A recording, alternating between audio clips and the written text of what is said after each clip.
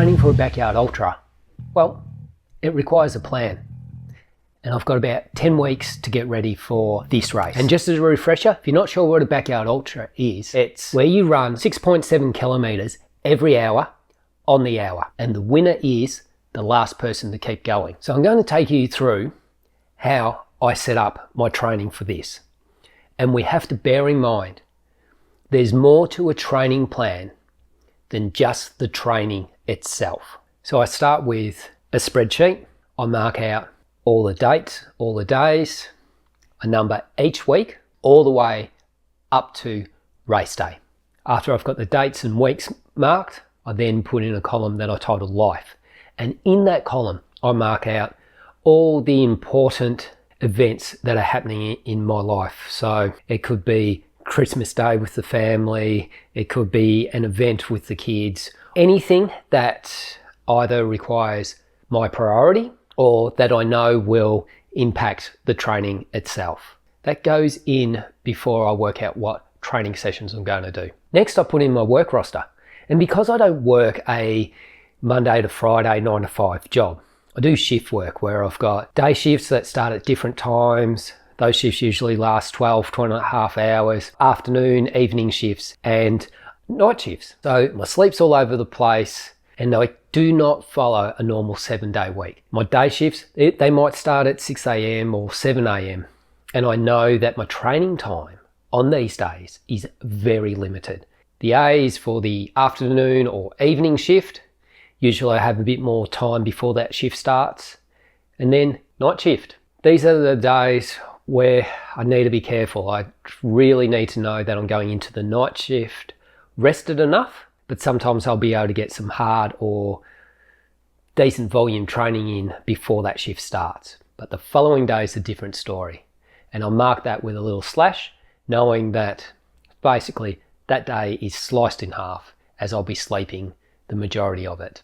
Then we add another column, and this column is called Focus. I put prompts for what I will be thinking about when I'm doing my training. So it might be about building volume, it might be about just setting up the routine of the training, or anything else. Of particular note, I will mark my rest days, the days off training. These will typically be after a night shift, but it might also be due to other life events. So Christmas Day, I won't be training because that day is about the kids and family. Then on the days when I know my training time will be extremely limited, I'll mark these as very easy days.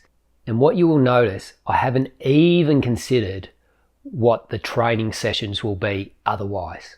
I'm marking in the rest and recovery first. Of course, that doesn't mean they're the only easy or recovery days in the program, but they're like the ones that appear by necessity due to the rest of my life events. I can always put more in if my body needs it. And now for the part that everyone seems to care about most, training. A training plan is not a strict protocol that has to be followed to the letter day in, day out. Because we don't know how we're going to respond. We don't know what else will come up in life. Yes, we can do a fair bit to control some of these. We're unable to control everything, so we need to adapt as we go. Plus, the training plan is your best guess at how you're going to respond to the training. So I don't know how my body is going to be in 6 weeks' time based on what I'm doing today. So writing out the training plan overall for this whole 10 weeks, it's really just to give me a guide on where I expect to go with the training. I'm not putting exact numbers in this plan. So instead, I'll write long run, zone 1, 2, zone 2, plus strength, aerobic threshold. But the details, the day-to-day details of these sessions, they'll be worked out either on the day or in the couple of days beforehand, seeing how I'm recovering, how I'm adapting, how I'm handling the training.